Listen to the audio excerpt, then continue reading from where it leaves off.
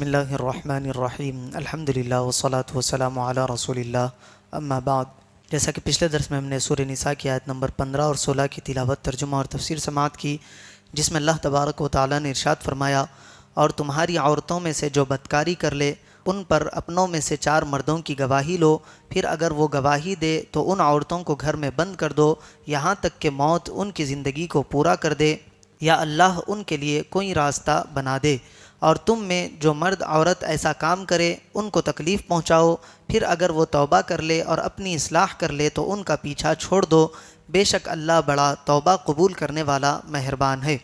اب اگلی آیت میں ارشاد باری تعالیٰ ہے، انما التوبۃ علی اللہ للذین یعملون السوء بجہالہ، وہ توبہ جس کا قبول کرنا اللہ نے اپنے فضل سے لازم کر لیا ہے وہ انہی کی ہے جو نادانی سے برائی کر بیٹھے۔ ثم یتوبون من قریب فاولئک یتوب اللہ علیہم، پھر تھوڑی دیر میں توبہ کر لے ایسوں پر اللہ اپنی رحمت سے رجوع کرتا ہے۔ وکان اللہ علیما حکیما، اور اللہ علم و حکمت والا ہے۔ ثم یتوبون من قریب، پھر تھوڑی دیر میں توبہ کر لے، اللہ تعالیٰ کی عظیم رحمت ہے کہ گناہ کے بعد توبہ کرنے پر معاف فرما دیتا ہے اور موت کے وقت تک توبہ قبول فرماتا ہے۔ یہاں فرمایا گیا کہ جو گناہ کر کے تھوڑی دیر میں توبہ کر لے، تو یہاں تھوڑی دیر سے مراد 1 آدھ گھنٹہ یا 2-4 سال نہیں، بلکہ موت سے پہلے جب بھی توبہ کر لی وہ قریب ہی شمار ہوگی۔ ہاں، جب موت کا عالم طاری ہو جائے اور غیب کا معاملہ ظاہر ہو جائے تو اس وقت توبہ مقبول نہیں۔ وکان اللہ علیما حکیما، اور اللہ علم و حکمت والا ہے۔ اسلام میں توبہ کا قانون بنانا عین حکم و علمت پر مبنی ہے۔ جن دینوں میں توبہ نہیں ان کے ماننے والے گناہ پر زیادہ دلیر ہوتے ہیں، کیونکہ مایوسی جرم پر دلیر کر دیتی ہے اور معافی کی امید توبہ پر ابھارتی ہے۔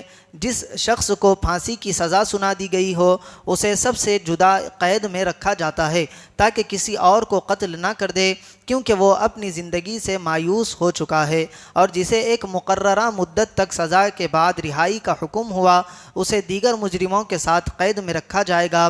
اس سے یہ خطرہ نہیں ہوتا کیونکہ اسے رہائی کی امید ہے۔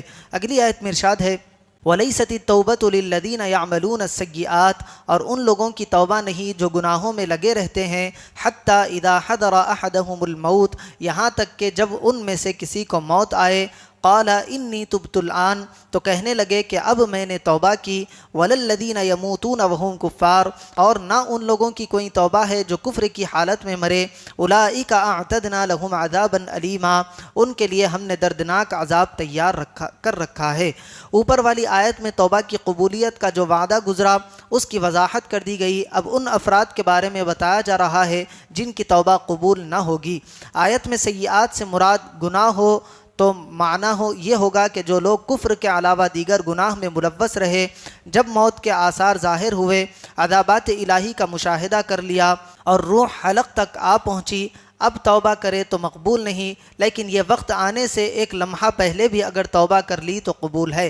اور اگر ان مسلمانوں کی توبہ مقبول نہ بھی ہو تب بھی وہ افراد ہمیشہ جہنم میں نہ رہیں گے۔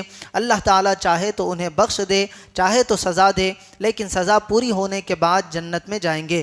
البتہ وہ لوگ جو کافر مرے قیامت کے دن ان کی توبہ قبول نہیں، یعنی کسی صورت نجات نہ پائیں گے، ہمیشہ ہمیشہ جہنم کے عذاب میں مبتلا رہیں گے۔ ایک قول یہ ہے کہ آیت میں سیئات سے مراد کفر ہے۔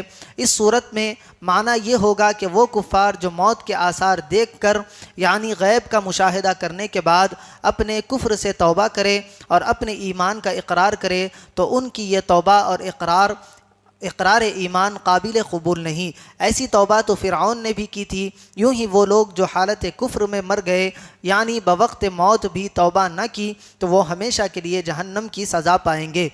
جو کسی کافر کے لیے اس کے مرنے کے بعد اس کے کفر کا علم ہونے کی صورت میں دعائے مغفرت کرے یا کسی مردہ مرتد کو مرحوم یا مغفور کہے وہ خود کافر ہو جاتا ہے، کیونکہ اللہ تبارک و تعالیٰ نے ارشاد فرمایا، نبی اور ایمان والوں کے لائق نہیں کہ مشرکوں کے لیے مغفرت کی دعا مانگے اگرچہ وہ رشتہ دار ہو، جب کہ ان کے لیے واضح ہو چکا ہے کہ وہ دوزخی ہے۔ اللہ تبارک و تعالیٰ سے دعا ہے کہنے اور سننے سے زیادہ اعمال صالحہ کی توفیق عطا فرمائے۔